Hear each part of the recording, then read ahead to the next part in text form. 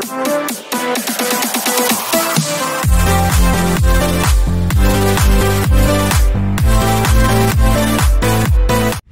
back mga kaibigan, at kung bago ka pa lang sa ating channel, please do like, subscribe and press that notification bell para updated ka sa mga bago nating video.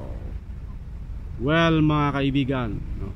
Isang sikat na podcaster, YouTuber at saka social media influencer mga kaibigan, no other than Joe Rogan, napahanga mga kapatid sa calves ng ating pambansang kamao Manny Pacquiao. Ayon sa kanya, kakaiba ang calves ni Manny Pacquiao, parang Thai na daw mga kaibigan. So ito daw ang pinanggalingan ng lakas, speed at saka flexibility ng ating pambansang kamao. Panoorin natin ang comments ni Joe Rogan mga kaibigan. He's an interesting guy, man, because he's so friendly. Right. You know, like Pat, even like when people are trash talking, he's like smiling, and then he gets in that ring. Kick your ass later. Different fucking dude. Right. Once he steps through that roast, like this is a whole different set of rules he's flying with. Like Keith Thurman talking about you gonna crucify him and stuff like that, and he just Ooh, don't say that.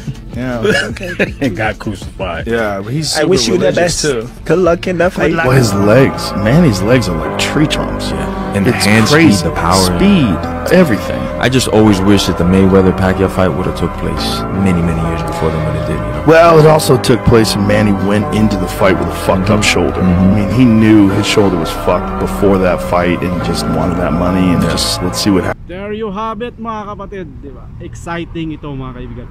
Lahat ng mga famous na mga celebrities, mga podcaster, mga YouTuber is nakatutok ngayon sa ating pambansang kamao mga kaibigan.